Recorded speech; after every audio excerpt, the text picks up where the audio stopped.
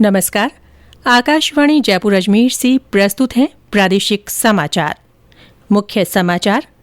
राज्य सरकार ने रीट लेवल 2 परीक्षा रद्द करने का निर्णय किया। अब 62,000 पदों पर भर्ती होगी। भाजपा ने रीट परीक्षा की सीबीआई जांच की मांग दोहराई। राज्यसभा सांसद किरोड़ीलाल मीणा ने कहा, एसओजी बड़े लोगों पर कार्रवाई करे। सघन मिशन इंद्रधनुष 4 का आज से शुभारंभ। टीकाकरण से वंचित बच्चों और गर्भवती महिलाओं को टीके लगाए जाएंगे। मुख्य सचिव ने प्रशासनिक और पुलिस अधिकारियों से सुशासन के लिए नवाचार का आह्वान किया। और राज्य में तापमान बढ़ने से तेज सर्दी से राहत। कल से कुछ क्षेत्रों में हल्की बारिश की संभावना। समाचारों के साथ मैं रितिका गुप्ता। देश में कोरोना संक्रमण के मामले लगातार सामने आ रहे हैं, इसीलिए श्रोताओं से हमारी अपील है कि सतर्क रहें और 15 से 18 वर्ष के किशोरों तथा अन्य पात्र लोगों के टीकाकरण में मदद करें। सुरक्षित रहने के लिए कृपया 3 सरल उपायों का पालन अवश्य करें। मास्क लगाएं, 2 गज की सुरक्षित दूरी बनाए रखें, हाथ और चेहरा साफ रखें। कोविड से संबंधित किसी भी जानकारी और मार्गदर्शन के लिए राष्ट्रीय हेल्पलाइन नंबर 1075 पर संपर्क करें। और अब समाचार विस्तार से। राज्य सरकार ने रीट लेवल 2 की परीक्षा रद्द करने का निर्णय किया है, जबकि रीट लेवल प्रथम यथावत रहेगी। मुख्यमंत्री अशोक गहलोत ने आज जयपुर में एक प्रेस वार्ता को संबोधित करते हुए कहा कि लोगों के मन में परीक्षा को लेकर किसी तरह की शंका न रहे, इसीलिए मंत्रिमंडल ने रीट लेवल 2 की परीक्षा निरस्त करने का निर्णय किया है। L1 तो एग्जाम बच्चों के पेपर आउट होने हुआ है। L2 का एग्जाम जो मिस करके नए सिरे से सबको चांस मिल जाएगा। उसके अंदर कहने की गुंजाइश खत्म हो जाएगी। उनको दोबारा पहले करवाएंगे रीट। जो पहले सिस्टम का भारत सरकार का हमारे वक्त में 2 एग्जाम होते थे, एलिजिबिलिटी टेस्ट उसके बाद में फाइनल जो नौकरी के लिए भर्ती का टेस्ट होता है, वो सिस्टम वापस ला रहे हैं, जिसके अंदर अभी इनका ये रद्द हो जाएंगे। संख्या बढ़ा रहे हैं। पहले 32,000 थी लगभग, अब 32 के अलावा पहले 20 हमने घोषणा की थी, अब हम 30 की घोषणा करते हैं। श्री गहलोत ने कहा कि अब रीट लेवल 2 की परीक्षा 2 चरणों में होगी। उन्होंने कहा कि 15 मार्च तक परीक्षा का स्वरूप तय हो जाएगा। श्री गहलोत ने कहा कि अब दोनों लेवल को मिलाकर कुल 62,000 पदों के लिए भर्ती होगी। मुख्यमंत्री ने कहा कि परीक्षा में गड़बड़ी की जांच एसओजी कर रही है और दोषियों को सजा दिलाकर न्याय सुनिश्चित किया जाएगा। मुख्यमंत्री ने कहा कि भाजपा के पास कोई मुद्दा नहीं बचा है, इसीलिए वह लोगों को गुमराह करने में जुटी हुई है। प्रेस वार्ता में अपना पक्ष रखते हुए प्रदेश कांग्रेस अध्यक्ष गोविंद सिंह डोटासरा ने कहा कि यदि कोई रीट परीक्षा में उनकी या उनके परिवार से जुड़ी किसी सदस्य की संलिप्तता साबित कर दे तो वह राजनीति से संन्यास ले लेंगे।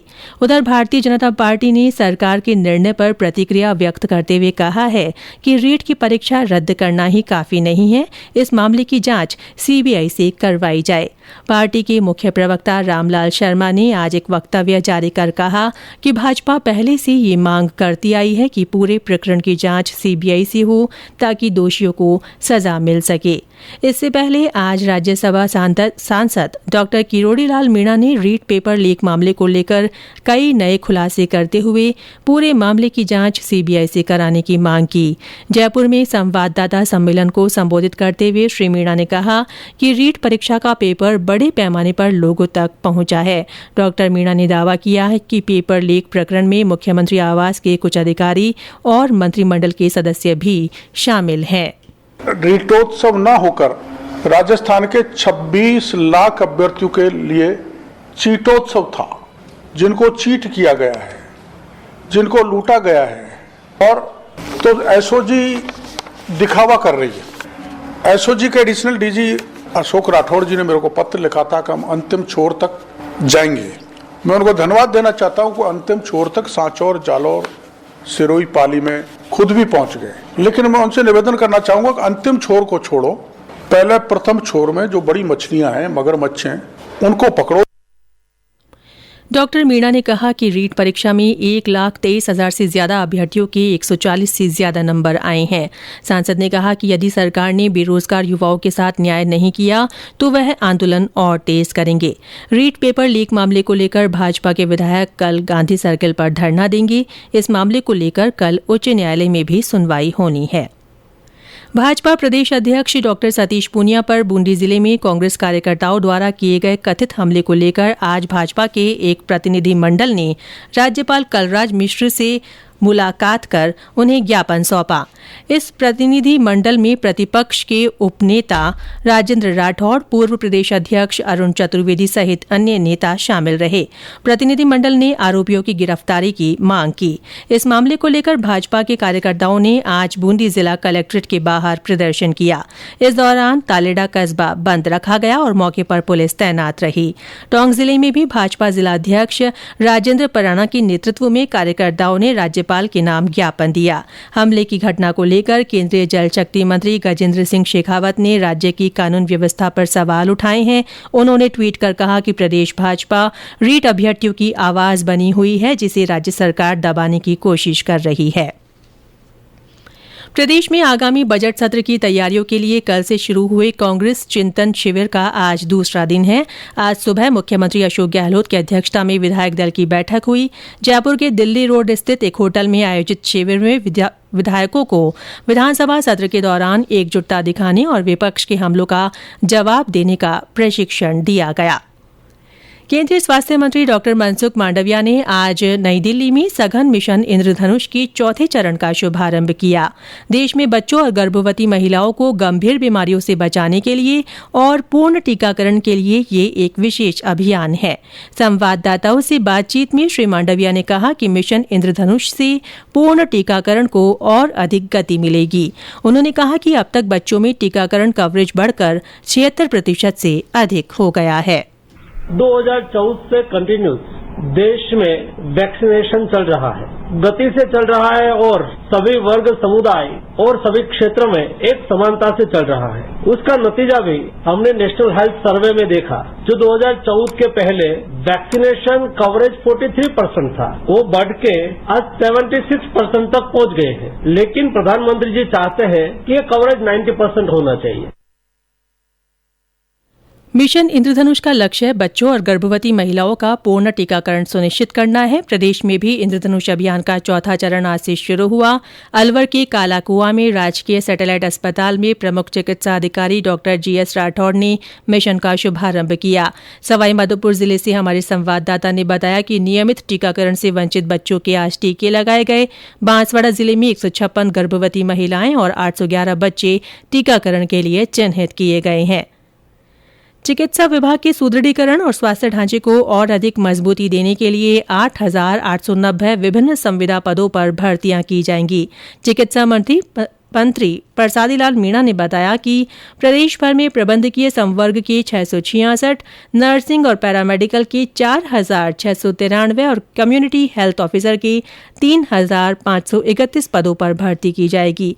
उन्होंने कहा कि मौसमी बीमारियों सहित कोरोना में स्वास्थ्य कार्मिकों ने सेवा भाव से काम कर सैकड़ों लोगों की जिंदगी बचाई है।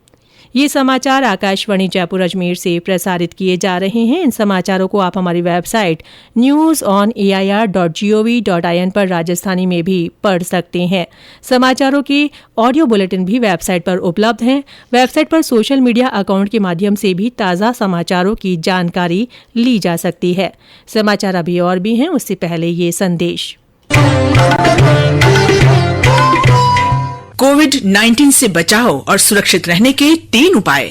मास्क लगाएं, 2 गज दूरी है जरूरी, सुरक्षित दूरी रखें, हाथ और मुंह साफ रखें। प्रादेशिक समाचारों में फिर से आपका स्वागत है। मुख्य सचिव उषा शर्मा ने आज जयपुर में वीडियो कॉन्फ्रेंस के माध्यम से संभागीय आयुक्त, रेंज पुलिस महानिरीक्षक, पुलिस आयुक्त, जिला कलेक्टर और पुलिस अधीक्षकों के साथ सुशासन पर चर्चा की। उन्होंने कहा कि जिला कलेक्टर और पुलिस अधीक्षक आमजन के प्रति संवेदनशील दृष्टिकोण रखते हुए उनकी समस्याओं का निस्तारण करें। मुख्य सचिव ने लोक सेवाओं को बेहतर ढंग से लोगों तक पहुंचाने की बात कही। मुख्य सचिव ने सुशासन के लिए नवाचार पर जोर दिया। और अब आजादी का अमृत महोत्सव से जुड़े समाचार। आजादी का अमृत महोत्सव।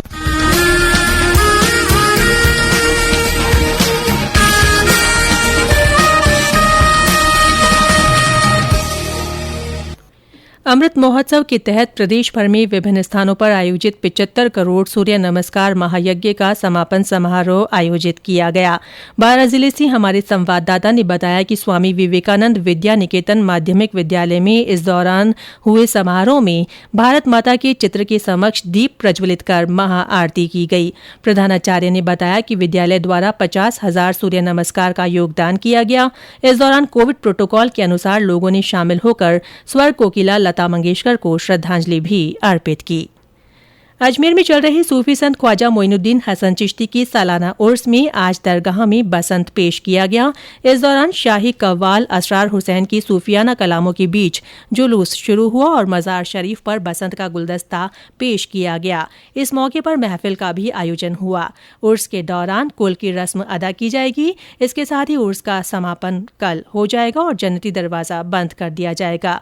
कुल की रस्म में शामिल होने के लिए जायरीन का अजमेर पहुंचने का सिलसिला तेज हो गया है। कोरोना के चलते बंद हुई Kota Mathura local passenger train का संचालन आज से फिर शुरू हो गया है। करौली जिले से हमारे संवाददाता ने बताया कि ये train Hindaun city railway station पर भी ठहराव करेगी। ये गाड़ी रोजाना कोटा से शाम 4 बजे रवाना होगी। वापसी में ये ट्रेन मथुरा से सुबह 5 बजे चलेगी। राष्ट्रव्यापी टीकाकरण अभियान के तहत अब तक देश में 169 करोड़ 63 लाख से अधिक कोविड टीके लगाए जा चुके हैं। कल 14,70,000 से ज्यादा टीके लगाए गए। राज्य में शीतलहर का असर समाप्त होने और तापमान में उतार चढ़ाव के बीच तेज सर्दी से लोगों को राहत मिली है। अधिकतर स्थानों पर न्यूनतम तापमान 10 डिग्री सेल्सियस से ऊपर या इसके आसपास बना हुआ है। इस बीच मौसम विभाग ने प्रदेश में कल से बीकानेर संभाग के जिलों में हल्की बारिश होने की संभावना व्यक्त की है। विभाग के जयपुर केंद्र के निदेशक राधेश्याम शर्मा ने बताया कि राज्य के उत्तरी भागों में बादल गरजने के साथ ही हल्की बारिश हो सकती है।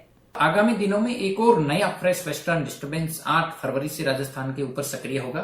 इस सिस्टम का असर यदि देखें तो दिनांक 8 फरवरी को उत्तर पश्चिमी राजस्थान के स्पेशली बीकानेर संभाग में यदि देखें, बीकानेर, गंगानगर, हनुमानगढ़ और चूरू, साथ ही साथ आसपास के जो डिस्ट्रिक्ट्स हैं इनमें विशेष रूप से 8 फरवरी की रात्रि से इस सिस्टम का असर शुरू होगा। इस दौरान मेघ गर्जन के साथ कहीं कहीं हल्के दर्जे की बारिश होगी। इसके अलावा यदि 9 फरवरी को देखें तो केवल जो राजस्थान के जो नॉर्दर्न पार्ट्स हैं, स्पेशली हनुमानगढ़, गंगानगर, चूरू, अलवर, भरतपुर, धौलपुर, तो एक्सट्रीम नॉर्दर्न पार्ट्स में इस सिस्टम का असर 9 फरवरी को भी बना रहेगा। और अंत में मुख्य समाचार एक बार फिर।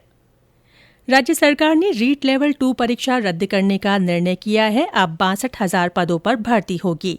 भाजपा ने रीट परीक्षा की सीबीआई जांच की मांग दोहराई।